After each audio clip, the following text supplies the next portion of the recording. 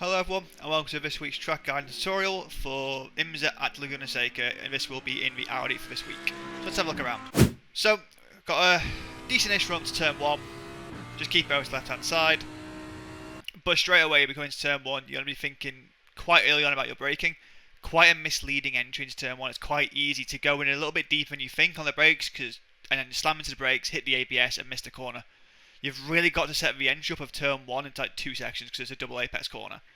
So, especially for this week, the wind was a tailwind turn 1, so you had to back it up a little bit more as well, just because of that. So, what you want to do is you want to bring it over to the right hand side. You see you got the board, so you got the 4, 3 and 2 out here.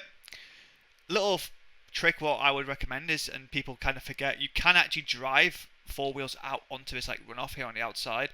So as you can see, at the 4 board, we start braking, but it's not an issue, it's not like a massive jab at the brake, like you're not stamping on the brakes like 80-90%. You're trying to hold like 60-70% the whole way into turn 1.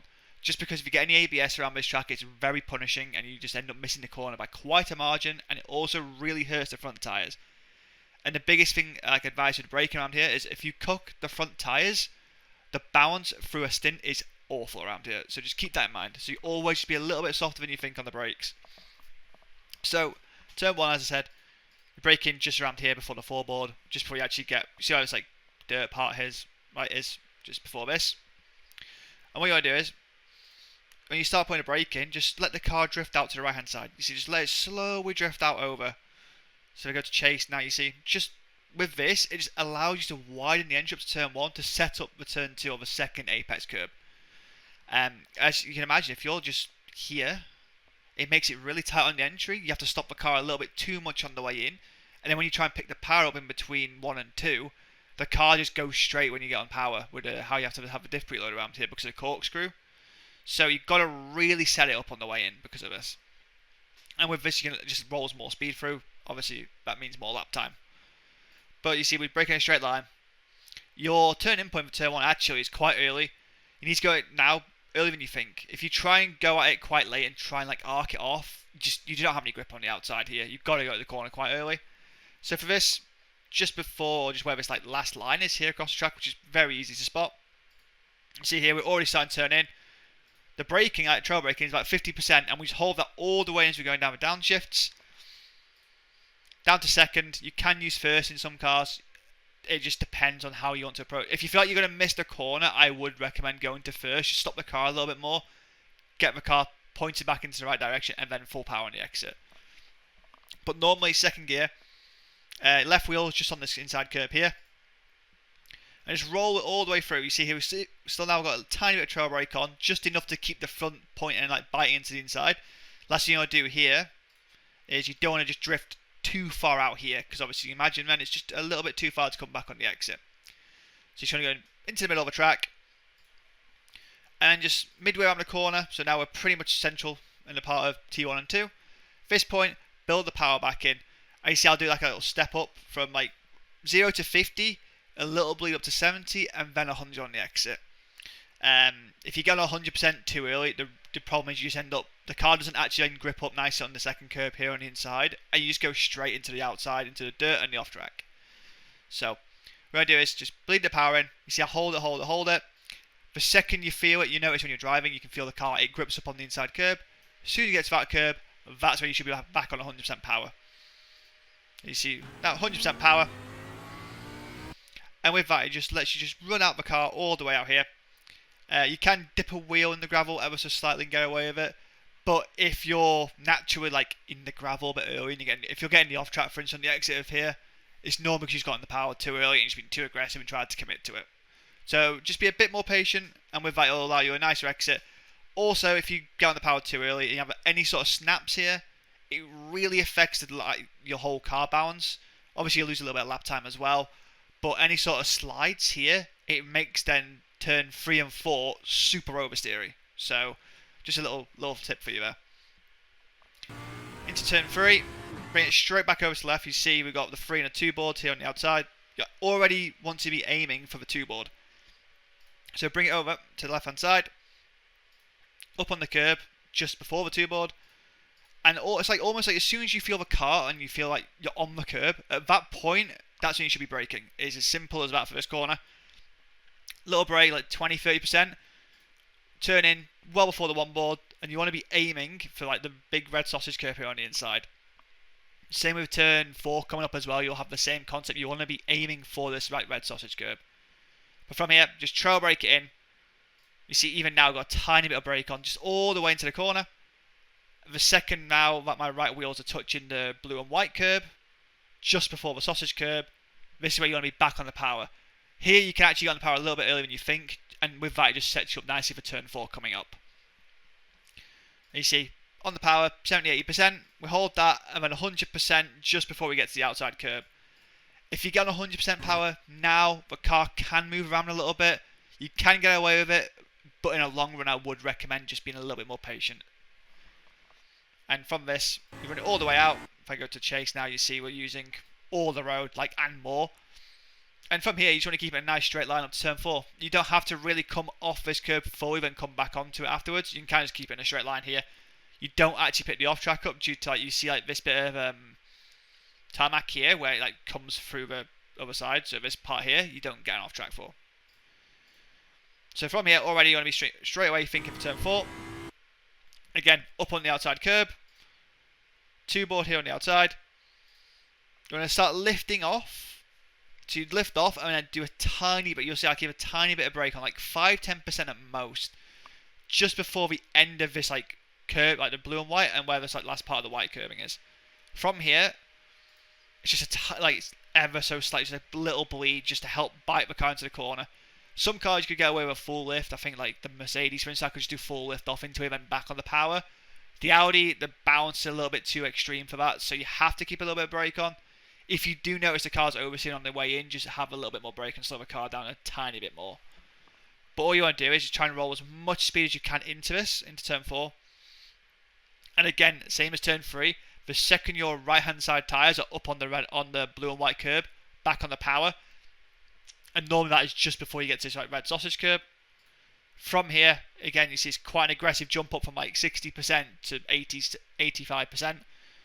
And from that, you just commit to the exit. You see, if I play in full, it's like all about full commitment on the exit here. Lift off, on the power, use all the road as possible on the outside. If I go to chase, you see, you can get away with dipping a whole left-hand side tyre on the outside here. It doesn't really affect your lap time, and it just allows you then just to carry a bit more speed through the actual corner itself. Up into turn 5. Again, actually a pretty misleading corner with the braking. Because it's slightly uphill, you think you can actually go into this corner quite aggressive on the brakes and get away with it. However, I always find it's a lot faster if you just back the brake up a little bit more, a little bit earlier, and then you almost want to be like powering up the hill. It's just one of those, unfortunately. It's kind of like you think in the moment you can go in a bit deeper, you think you can brake like the 2 board or whatever. Just brake between the 3 board, like the bridge here, if you can see this on your like iRacing graphics settings, and the 3 board. Around this area here is pretty much the latest, I think, what you can get away with maximising the speed up the hill. And you see the braking to be like, it's very soft again, be 50%. Braking a nice straight line, 50%. Early turning, well before the end of the actual curb here, because you actually want to get the car into the curb on the inside here in turn 5, because it then hooks the car up for you nicely. You'll find, especially if you miss the curb itself, the car gets a huge load of understeer mid-corner, and you just push out so far wide on the exit. And if you do that multiple times in a race stint, you're going to kill the front tyres doing that. So you just be a bit wary of this. But from here, just trail brake it in. And you see, again, you want to be aiming to get your left-hand side tyres in the inside of the curb here. And once we're at this red and white sausage curb, and just before the end of the curb here, so around this area, you want to start thinking about bringing the power back in. But don't just jump on it straight away at 100% and expect it to grip. You've got to be very patient here. You see, I wait a little bit. Now start bringing the power in just before I get to the end of the curb here. And you're still aiming to keep your left-hand wheels, like your left front tyre, to touch this like white patch of the runoff here. See, like now, at that point, I then jump to 100% power because I know the car's gripped up enough that I can just commit to it on the exit. If you miss this and you're just on the outside of it, it's an extra few meters the car's going to travel on the outside, meaning you're going to put a bit more load into the tyre, and you also run the risk of the car just ploughing wide because of it. So if you see it forward, it's just a big commitment on the exit, just all the way out. The best example for that to know if you're like overcommitting on power too early or you've gone in a bit wide, if you're getting the off track at this point here where my cursor is, if you're getting the off track here, it's normally because you've gotten the power at this point, like way too early. You've gotten the power like now at 100% and you've committed to it and held the steering lock. So if you're doing that, just wait a little bit, just wait. Biggest recommendation, don't use 100% power until you get to this point where my cursor is, where the white is. And from here we've got a short run up to the kink. But the kink itself in GT3 is very, very tricky due to how it's quite a fast approach in. You've got to really commit to it to have a full exit. You can't just have a really aggressive entry and have no exit. You've got to have an exit at all points here. So the biggest key or indicator for me is it's kind of hard to see when you like stop it, but when you're driving you'll notice it. Like here where my cursor is, all this is like really dark, like all like rubber marks. So just before the two board, this to me is like your most like optimal braking point. Here, like you lift off and brake here, isn't just enough where you can roll enough initial speed on the entry to then you can then get a good enough exit without compromising too much on the entry. So just before the two board, you see it's like a tiny brake, like 30% from the two board. Early turning, you want to turn in well before the one board, like at this line here. Already you can see I've actually got a bit of steering lock on. But the biggest key is try and use as much on the outside as possible. You see I'm like fully over it. Just don't obviously dip a wheel. If you dip a wheel the car's going to snap. But you need to get the car as far over to the right hand side as possible to try and just widen the entry up of the kink. It's very tight on the way in. So you've got to try and maximise the road use on the way in. And from this point here, all you want to do is just do this little trail brake in. I'm off the brake completely now once you go like into the compression. You can see how the corner falls away here. So at this point you want to roll it in. Now you want to do your big steer, which is like the main steering point of this corner. Like you just want to roll it in, do a big steer lock now. But the biggest thing is you want to be as close as you can, like physically can, to this inside curb. If I go forward, you see like if I go to chase, you want to be literally nearly touching this inside curb. Even if you hit it a few times and you go off in practice, just get used to being as close to the inside. The closer you are here on the inside, the better the exit will be every time, because you don't run the risk of running out wide and dipping a wheel, and you get this awful off track on the outside. But from this point, as soon as you're into the curb itself, so as soon as your left wheels touch this curb, so this point now, already you can see I've just committed straight to the power. So like 60%, and then 100%. And with that, it just runs you all the way out. You can get away with just dipping a wheel on the outside here. You can see I've just crossed over, but it's not enough where the whole rear of the car just like bogs down and like grips up into the gravel. It's quite easy to do that, the wheel dip into the gravel, and you lose all momentum up the hill. It's just very, very important that you get as close to this sausage curb as you can on the inside to maximise the exit. And if you're having to get on and off the throttle here, it's because, again, you've either gone in a bit too fast and then got a bit eager on the power, and then that's what's caused the car to push wide. Just the biggest thing I would say is get as close as you can to this curb and then commit to the power at this like sausage curb. And with that, it should give you a nice run up the hill, up to the corkscrew. Into the corkscrew. Unfortunately, there's not really a nicely labelled braking marker for us into here, unfortunately, so it's quite tricky. It's kind of one of those, like, where this white line is, between the white line and almost like a few meters afterwards, this area here, what I'm like highlighting, is where you like do your braking. Again, it's very, very easy to go into the corkscrew a bit too fast, think you can commit to it on the brakes and stop the car. You've just got to roll as much speed as you can into the corkscrew to maximise how the car bounces through it, how the car like hits the inside curb and the gravel. So what you want to do is you want to brake a little bit earlier than you think. So you can see, we're tipping it in now. Brake, soft brake of like 50-40%, up over the crest, fully over the right hand side curb. And what you want to do is you like when you like, hit your 50%, just as you go over the crest, just slightly come off the brake, like 5-10%, then get back on it. What that does, it just allows the car just to carry a little bit more like forward momentum as you go over the crest. And any sort of extra speed you can carry into this will help on the inside of the entry. Turn in, you want to turn in quite early. So just before the end of this curve here. Down to second. Early turn in, and you want to already be aiming. From this point here, you want to already be looking at this inside curve. This is like the most important in like corner cut or like gravel cut, as you want to call it, of the entire track. If you mess this up, the entire corkscrew is just horrible and you'll lose so much time for it. So from this point, slowly release the brakes, but you want to keep like 20-30% on it all the time. On the way in, if I go to chase now, you want to be aiming to get your left wheels into the gravel. This gravel, what it does is it just hooks the car up and slows the car down for you, but hooks then gives you a load of rotation for free. Instead of you having to just hold the steering lock and then hoping that causes the car to grip. From this point, you'll see we go into the curb. Trail braking still into it. Maximum steering lock now. The second you get into the curb and it compresses, so now, on the power to 60, 55, 60%. It's very key to have a big jump up in power at this point. Just because if you do like a slow build up, if you go to like 30-40% and hold it, the car bounces, like bottoms out too aggressively. So you've got to do it fast and do the big bounce initially and really fast. With that, it allows the car to settle up nicely. You see that the whole left hand side of the car bounces up and down, but it's so fast it doesn't affect you. Obviously, if you go a bit slow on power, it's going to be a bit of a longer period of it doing that. And you can see the power, we go up. As we get over the crest now, you'll notice on your dash in all the cars, the TC will kick in here. It sounds horrible. It sounds like you're spinning the rears. Don't worry about it. Just balance the power like 60-70% again over this. But the main key bit is at this point here, if we go to chase, you're aiming now to get into the inside curve here as well.